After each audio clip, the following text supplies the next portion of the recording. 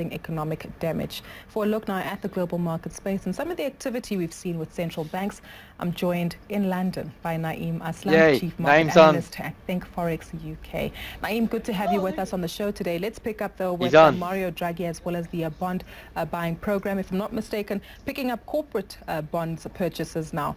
Talk to us about this theme as well as the impact on the market. Thanks for having me back. Yes, Draghi is completely turbocharged with his efforts. What he's trying to do, he's trying to dispel all the spells that his efforts are not going to working.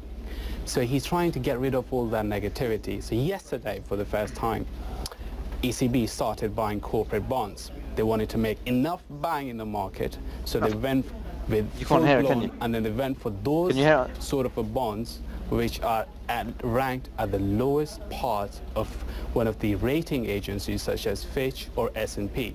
So basically the message that they wanted to give out is we don't care and we stand by what we said, whatever it takes. We will buy all those bonds which are ranked right towards the bottom of the list, plus we will also buy notes from the periphery countries as well.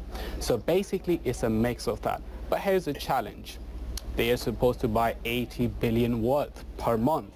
Do they have that much, do they have that many bonds in the market? Because if you look from Irish perspective or from Portugal perspective, issuers are already reaching the limits there. So now they have already slowed down the process of buying into these markets. Now today, even though ECB said that, okay, we wanted to keep this entire process very secret with respect to what we want to buy, because obviously once the traders get to know, or when the market gets to know, then there's a massive movement in those stocks. Eventually you see the massive moves in some of the stocks, and then you can just clearly see that, okay, ECB is buying them because there's no one else. He knows his stuff, man. Wicked. When was the last time that you can actually sharing a screen with Mario Draghi? There would be a situation where you are actually buying corporate, where the corporates are actually borrowing money and the central bank is going to give them money to borrow money.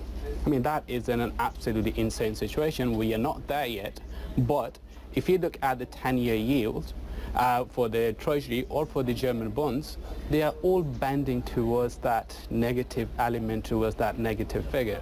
That is the biggest concern that I have about the markets. Naeem, let's talk about the dynamics regarding the U.S. Federal Reserve as well as emerging markets, given the fact that there isn't that much risk now associated with an increase in U.S. interest rates come the June meeting. Yes, I'm actually quite excited that she brought that thing up, because the reason being, let's cast our mind back what really Yellen said in her statement last week. So what she was really relaying there, that okay, we are not going to take that much hawkish approach with respect to interest rate hike. Why? Because the U.S. non-farm payroll wasn't steady enough for them to come and then start triggering that button for another rate hike. But I wanted to make something very clear, that we have said over and over that Fed or Yellen, they're not going to increase rates during this month. Why? Because we have a Brexit. But let's go back to your question, what does it really mean for emerging markets? Let's look at MSCI Emerging Market Index. If you look at the 60-day volatility index, it has literally fallen off the cliff. Why?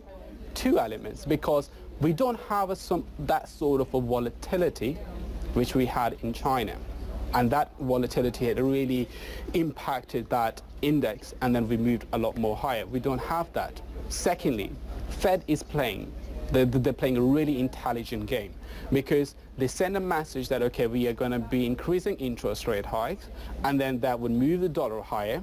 Then they will say, okay, we are not that much sure because it's still very much data dependent. Then we have a dollar coming down again.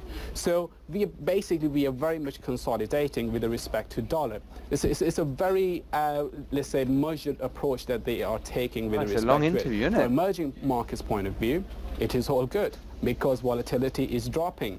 If you look at the price to earning ratios, that has improved massively for these funds. Funds are actually moving back into emerging markets. Naeem, thank you so much for your time. We'll have to leave it there today. Would have been interesting to gauge your views on the recovery in both gold and the crude price, but we'll have next time to venture into that. That was Naeem Aslam, Chief Market Analyst at Think Forex UK.